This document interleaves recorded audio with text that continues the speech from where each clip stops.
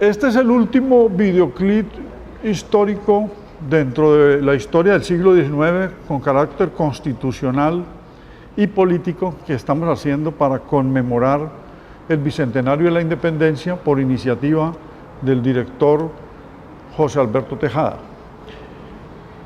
Vamos a mirar las razones o las causas por las cuales el gobierno de José María Melo fue un gobierno efímero, es decir, muy fugaz, de 8 meses solamente.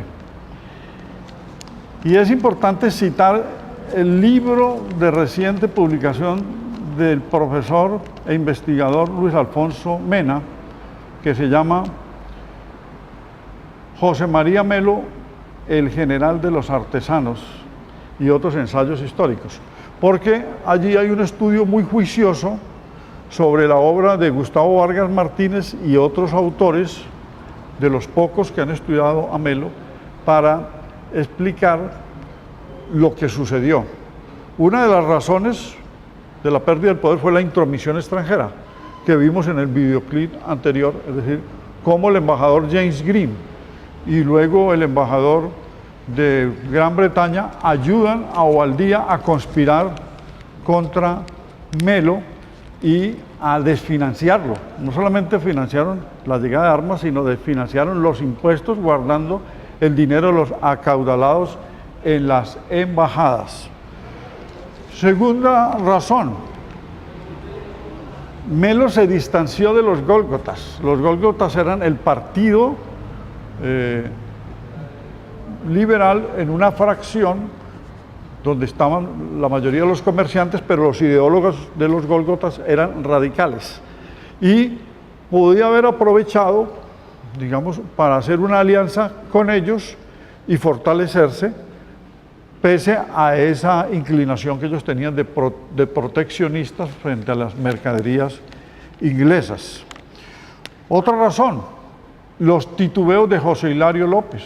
José Hilario López, como presidente anterior a Obando, que fue ayudado o coadyuvado o impulsado por los artesanos, tampoco colaboró con Melo y por el contrario armó una fracción del ejército contrarrevolucionario, algo inentendible que fue adverso.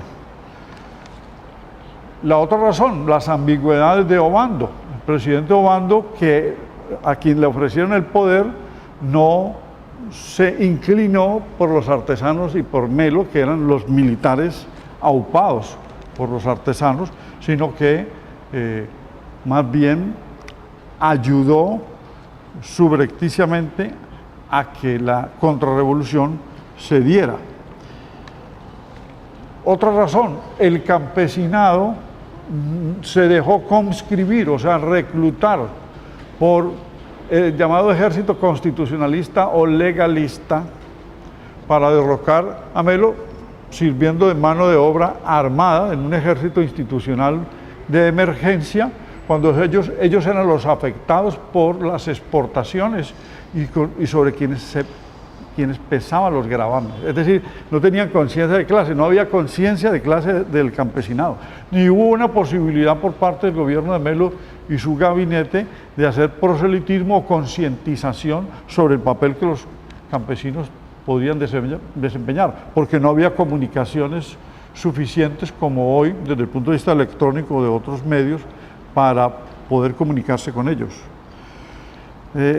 Otra razón, no se aprovecharon los triunfos de Zipaquirá y Tiquiza. O sea, los triunfos militares fueron desaprovechados por el ejército de Melo. Y lo peor, no se coordinó a las sociedades democráticas, que eran los artesanos organizados como especie de prepartidos políticos o subpartidos políticos para que actuaran en todas las ciudades, porque también faltó una coherencia para comunicarse con ellos y una acción más definitiva. Los pocos obreros que había tampoco se pronunciaron, porque estaban en formación, es decir, una clase en formación, no eran clase social, porque había poca industrialización, aunque en Inglaterra ya la industrialización había empezado, pero en Colombia no. y en ese momento estamos en la Nueva Granada. Los intelectuales tampoco se organizaron para coadyuvar en esta gesta. Los gamonales políticos de los dos partidos sí tenían como correa de transmisión los contactos con las burocracias oficiales y ya sabían conservar sus privilegios y se unieron en contra del ascenso popular que los artesanos propiciaron con los militares que Melo orientó. La aristocracia comercial también se fusionó, así fueron de los dos partidos, Partido Liberal y Conservador, y no les importaron las fracciones.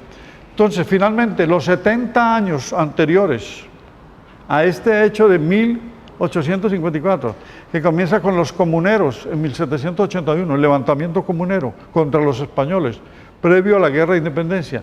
Segundo, en 1810 a 1819, la Guerra de Independencia que va a llevar a cabo Bolívar, los patriotas, contra los españoles, levantaron al pueblo y armaron un ejército multiétnico para liberarnos de la presencia española, pues sirvió para el nacimiento de un nuevo Estado, pero no se consolidaron, digamos, las clases subalternas para mantener una amplia presencia en el aparato del Estado. Y los artesanos, ahí cumplimos el ciclo de los 70 años, en 1854, por estos factores que mencioné, no estaban cohesionados. Por lo tanto, los sectores subalternos perdieron el poder de un gobierno socialista, militar, nacionalista, por primera vez en la historia. Nunca lo han vuelto a recuperar, pero los sectores sociales se pronunciaron.